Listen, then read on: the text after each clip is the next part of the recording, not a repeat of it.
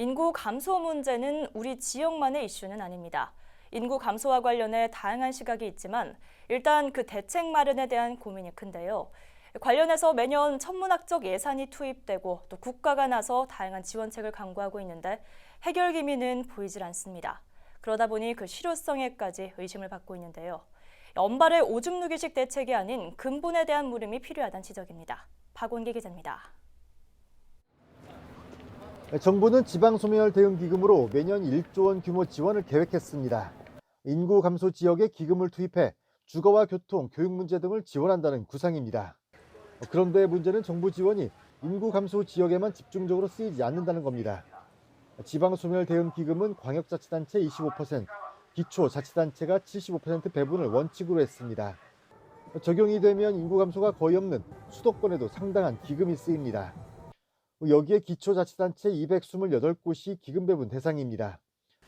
인구 감소 지역과 이외 지역에 대한 지원 비율을 8대2 또는 7대3 정도로 거론하고 있습니다. 이 비율을 적용할 경우 인구 감소 지역 한 곳당 60억 원 정도가 배분됩니다. 실효성에 대한 의문이 들 수밖에 없습니다. 정부는 전국 기초자치단체 228곳 중 89곳을 인구 감소 지역으로 지정해 고시했습니다. 전라북도 지역은 14개 시군 중 전주와 익산, 군산과 완주를 제외한 10개 지역이 인구 감소 지역으로 지정됐습니다. 전라북도도 인구 감소에 대한 고민이 깊습니다. 송하진 도지사도 신년 기자회견에서 인구 감소 문제 해결이 쉽지 않음을 토로했습니다. 송 지사는 인구 감소를 막기 위해서는 광역시가 필요하다고 강조합니다. 도시 규모가 클수록 인구 유출을 막을 수 있는 일종의 댐 역할을 한다는 전제입니다. 광역시가 없는 단점 때문에 메가시티 개념을 다시 활성화시켜서 어떤 형태가 됐건 이쪽에서 젊은이들이 빠져나가지 않는 최소한도의 어떤 구실을 만들어 나가는 것이 광역시가 없기 때문에 정부가 계획한 광역자치단체 25% 지원에서도 예산 소외가 발생합니다. 이중으로 피해를 입는 경우입니다.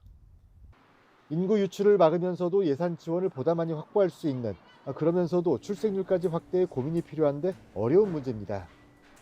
관련해 발상의 전환이 필요하다는 지적입니다. 당장 눈앞에 보이는 답답하고 힘들어 보이는 문제만 집착을 하면 어렵고요. 발상의 전환을 통해서 이런 낙수 효과가 퍼질 수 있는 그런 정책을 개발해야 됩니다. BTV 뉴스 박원기입니다.